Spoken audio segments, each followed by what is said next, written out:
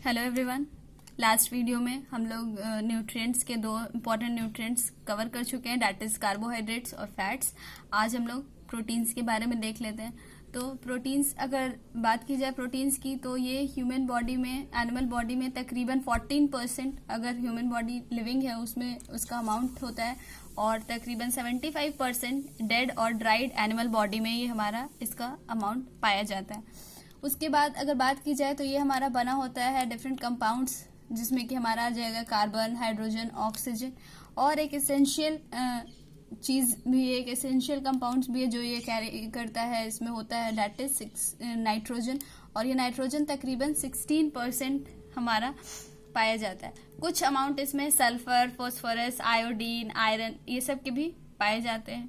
अब ये जो भी हमारा प्रोटीन्स है, इसके बेसिक यूनिट्स की बात अगर की जाए तो ये है हमारा अमाइनो एसिड्स, ठीक है।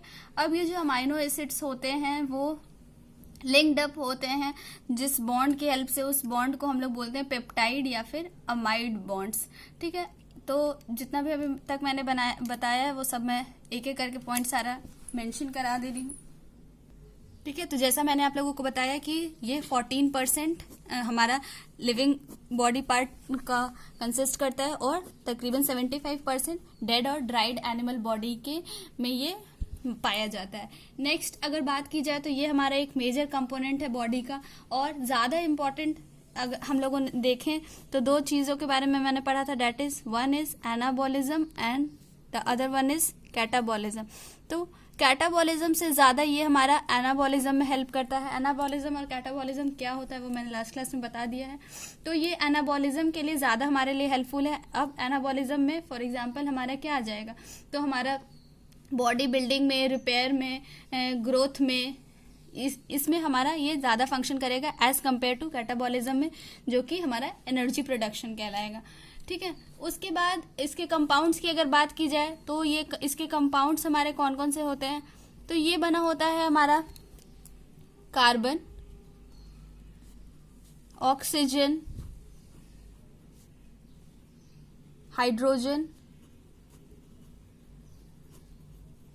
एंड नाइट्रोजन, ठीक है। नाइट्रोजन इसका एक इसेंशियल कंपोनेंट है जो कि तकरीबन 16% इसमें प्रेजेंट होता है।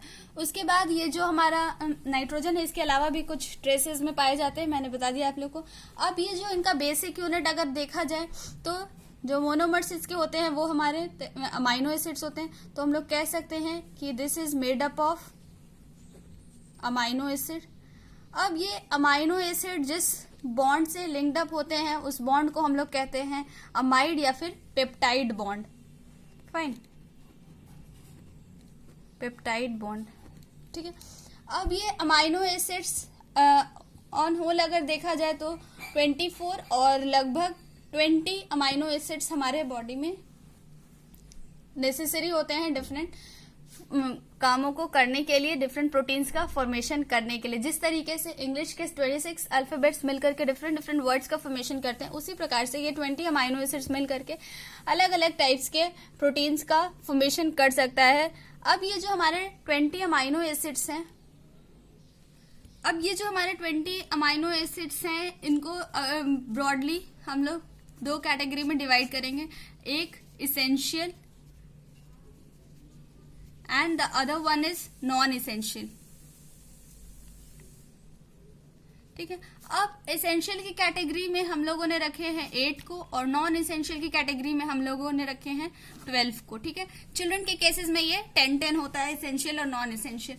अब ये इसेंशियल अमाइनो एसिड्स कौन से कहलाएंगे, तो वैसे अमाइनो एसिड्स जो कि हमको अपने फूड के द्वारा, मतलब कि हम लोगों को जरूरत होती है लेकिन हमारा बॉडी नहीं बनाता है, इसको हम लोग आउटसाइड से लेते हैं। तो इसको लिख सकते हैं हम लोग नीड फ्रॉम आउटसाइड। ज्यादा डिटेल में नहीं बताऊंगी मैं, जितना इंपॉर्टेंट है उतना ही बस बता रही हूँ। और ये नॉन इसेंशियल जो अमाइनो एसिड्स है हमारे, जो 12 होते हैं नंबर्स में, और ये हमारी बॉडी खुद प्रिपेयर करती है, ठीक है।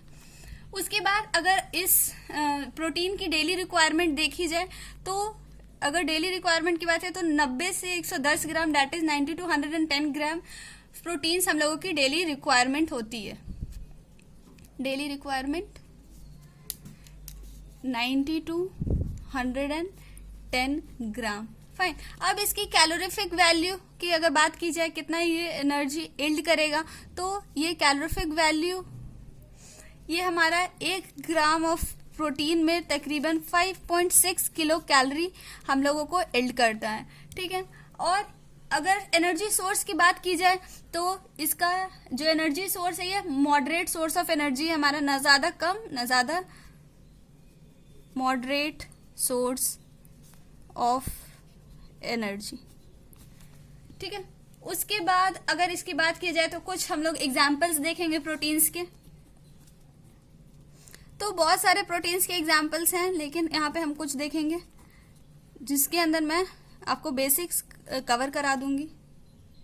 तो एग्जाम्पल्स ऑफ प्रोटीन में हम लोग अलग अलग कैटेगरी में इसको बांटेंगे। तो सबसे पहले बात करते हैं पिगमेंटेड प्रोटीन की। ये सब हमारे एग्जाम्पल है प्रोटीन के। कुछ प्रोटीन हमारे पिगमेंटेड होते हैं, मतलब कि ये कलर देने का प्रोवाइड करते हैं। अब इसके अंदर कौन कौन से आ जाएंगे, तो हमारे different haemocyanin, haemoglobin, melanin, cytochromes, ये सारे हमारे कुछ पिगमेंटेड प्रोटीन्स के एग्जाम्पल हैं। जितने कॉमन है मैं उतना ही लिख दे रही हूँ जो कि एग्जाम्स में आते हैं। हीमोग्लोबिन और मेलानिन की बात करते हैं। वैसे हीमोसाइनिन और साइटोक्रोम्स भी होते हैं। अब हेमोग्लोबिन क्या करता है, तो ये हमारे ब्लड को रेड कलर देने का काम करता है। और मेलानिन क्या काम करता है, तो ये हमारे स्किन का जो ब्लैक कलर होता है उसमें इसका मेलानिन प्रोटीन प्रेजेंट होने का रीजन होता है। नेक्स्ट अगर बात की जाए तो हमारा है रोडोप्सिन। अब ये जो हमारे आईज का जो कलर होता है वो इस पर डिपेंड करता है। ये सब भी हमारा एक तरीके का प्रोटीन के अंदर ही आता है। और इस तरीके के प्रोटीन जो कि कलर प्रोवाइड करने का, पिगमेंट के जैसा, पिगमेंट नाम ही है तो पिगमेंट मतलब ही होता है टू प्रोवाइड कलर, कलर देने का जो काम करते हैं वो सारे पिगमेंटेड प्रोटीन कहलाते हैं।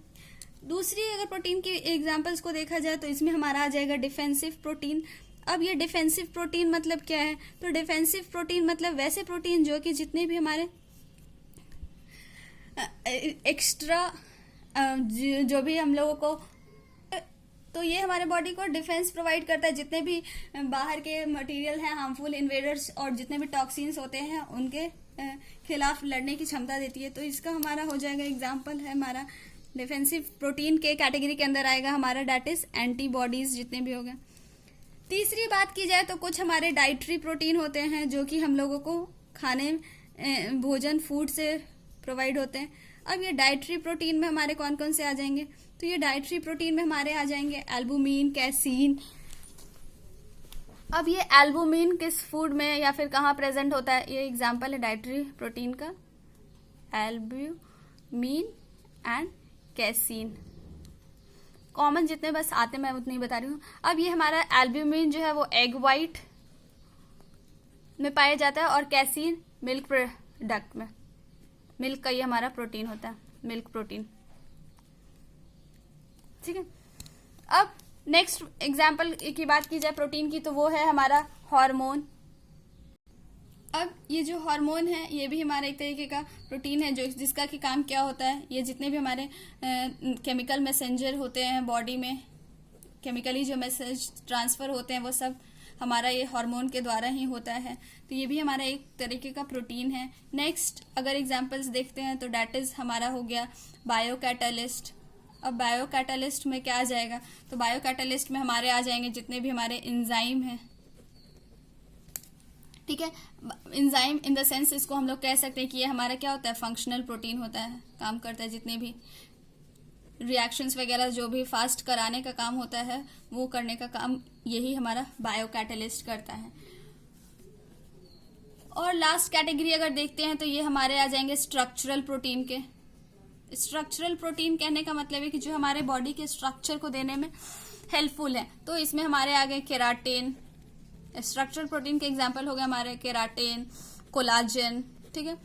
अब ये केराटिन क्या हो गया, तो जितने भी हमारे क्या क्या, आइए कुछ एग्जाम्पल्स दिखा देती हूँ मैं आप लोग को। हमारे हेयर्स हो गए, स्किन हो गया, नेल्स हो गया, जितने भी हूफ्स होते हैं एनिमल्स के वो सब हमारा बना होता है इसी केराटिन प्रोटीन से। और अगर बात की जाए कोलाजन की तो ये हमारा सबसे ज्यादा अबंडेंट प्रोटीन है एनिमल्स बॉडी में पाया जाने वाला। बहुत बार ये क्वेश्चन आता है मोस्ट अबंडेंट इन एनिमल कौन सा प्रोटीन है, तो डेट इज हमारा कोलाजन। ठीक है, अब अगर बात की जाए सबसे ज्यादा सिंपलेस्ट और कॉम्प्लेक्स प्रोटीन की, तो वो है हमारा,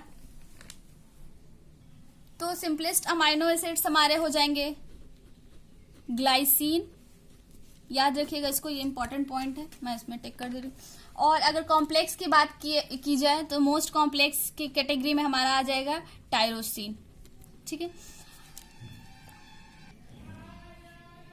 अब अगर बात की जाए कुछ प्रोटीन्स के यूजेस की, तो अभी जितना हम लोग एग्जांपल्स देखे उससे भी हमारा क्लियर है, लेकिन फिर भी मैं एक बार शॉर्ट में बता देती हूँ आपको। जैसे कि हमारा बायो कैटलिस्ट हो गया या ऑर्गेनिक कैटलिस्ट हो गया, तो ये सारे हमारे मेटाबॉलिक रिएक्शंस में हेल्पफुल करेंगे। जो भी हमारा स्ट्रक्चरल प्रोटीन्स हो गया, ये हमारे बॉडी के लिए इसेंशियल है, उसके ग्रोथ में, उसके रिपेयर में। उसके बाद अगर बात की जाए हार्मोन्स की, तो ये हमारे जितने भी सेलुलर और फिजियोलॉजिकल एक्टिविटीज है उसको रेगुलेट करने में ये हेल्प करेगा। डिफेंसिव प्रोटीन्स, ये हमारे बॉडी में जितने भी डिफेंस मैकेनिज्म का काम करेंगे, जितने भी हार्मफुल इन्वेडर्स रहेंगे, टॉक्सिन्स रहेंगे, उनसे लड़ने के लिए ये हमारा हेल्प करेगा। उसके बाद अगर बात की जाए कॉन्ट्रैक्टाइल और मोटाइल प्रोटीन्स की, तो जितने भी हमारे मसल्स में मूवमेंट होते हैं या फिर जो भी हम लोग मोशन कर पाते हैं, वो सब हम लोग इसी प्रोटीन के वजह से कर पाते हैं। आगे अगर देखा जाए तो इसमें हमारा जेनेटिक ट्रांसमिशन या जेनेटिक कैरेक्टरिस्टिक्स का transmission one generation to next generation में भी, उसके लिए भी हमारा प्रोटीन्स बहुत ज़्यादा इसेंशियल है। बात की जाए अगर एनाबॉलिज्म और कैटाबॉलिज्म के बेसिस पे, तो एनाबॉलिज्म यानी कि हमारे बॉडी में एनर्जी प्रोडक्शन में प्रोटीन ज़्यादा हेल्प नहीं करता है एज कम्पेयर टू जितना हमारे लिए बॉडी बिल्डिंग में, रिपेयरिंग में, ग्रोथ में ये हेल्प करता है। और एक इम्पॉर्टेंट बात अगर प्रोटीन्स के बारे में देखा जाए, तो अभी अभी हम लोगों ने देखा कि हमारा जो एंजाइम्स है, दैट इज बायोकैटालिस्ट टाइप का जो हमारा एग्जाम्पल्स है उसका, तो अगर एंजाइम्स, जितने भी हमारे एंजाइम्स होते हैं वो सब प्रोटीन होते हैं, लेकिन सारे प्रोटीन हमारे एंजाइम्स नहीं हो सकते, क्योंकि ये हमारा एक टाइप है, सिर्फ एग्जाम्पल है प्रोटीन्स का। तो प्रोटीन्स में इससे ज़्यादा क्वेश्चंस नहीं आएंगे, जितने भी हम इसेंशियल और इम्पॉर्टेंट पॉइंट्स हैं वो मैंने लगभग सारे कवर करा दिए हैं। ठीक है, फिर मिलते हैं अगले वीडियो में नए न्यूट्रिएंट्स के साथ, दैट इज हमारा विटामिन्स। Thank you.